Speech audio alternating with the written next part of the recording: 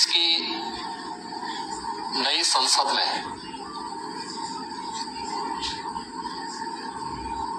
माननीय वित्त मंत्री जी ने देश का आम बजट प्रस्तुत किया है। यह बजट सर्वस्पर्शी, सर्वसमावेशी, विकासोन्मुख 140 करोड़ भारतवासियों की आशा, आकांक्षा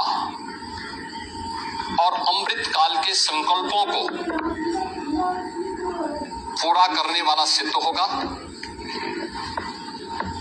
आम बजट 2024-25 आत्मनिर्भर एवं विकसित भारत के निर्माण का एक आर्थिक दस्तावेज है। इस आम बजट में अंत्योदय की पावन भावना, विकास की असीम संभावना और नवोन्मेष की नवदृष्टि है। इस आम बजट में अन्नदाता किसानों की समृद्धि के लिए 1,52,000 करोड़ रुपए, कृषि और सहायक सेक्टर के लिए, महिला सशक्तिकरण के लिए 3 लाख करोड़ रुपए से अधिक का प्रावधान किया गया है। स्वाभाविक रूप से आधी आबादी, देश के सबसे बड़े राज्य उत्तर प्रदेश की आधी आबादी इससे सर्वाधिक लाभान्वित होने वाली है, और खासतौर पर तब जब उत्तर प्रदेश 2020 से ही मिशन शक्ति के कार्यक्रम को प्रभावी ढंग से यहां पर जमीनी धरातल पर उतार रहा है। सर्वाधिक अन्नदाता किसान उत्तर प्रदेश के अंदर निवास कर रहा है। उन अन्नदाता किसानों की समृद्धि में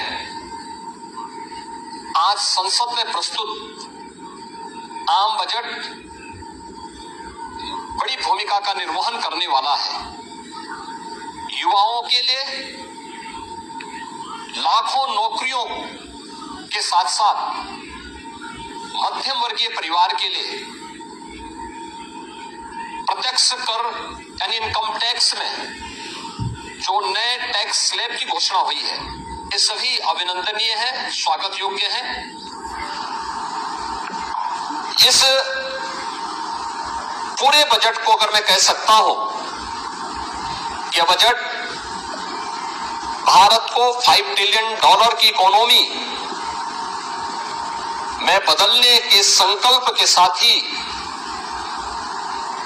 दुनिया के ग्रोथ इंजन के रूप में भारत की भूमिका को और विकसित भारत की संकल्पना को साकार करने का एक आर्थिक दस्तावेज के रूप में यह देश की संसद में प्रस्तुत किया गया है।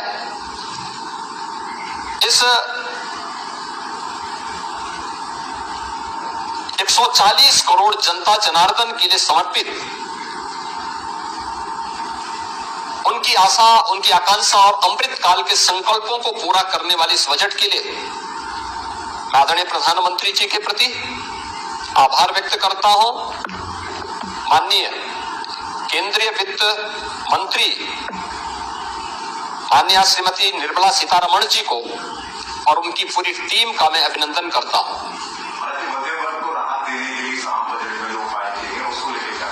देखिए, मध्यम वर्गीय परिवार में टैक्स के बारे में सबसे बड़ी छूट आज उपलब्ध हुई है, और ये लंबे वर्ष समय से ये मांग चली आ रही थी। 3 लाख तक के प्रत्यक्ष कर यानी इनकम टैक्स में कोई भी टैक्स नहीं लगेगा।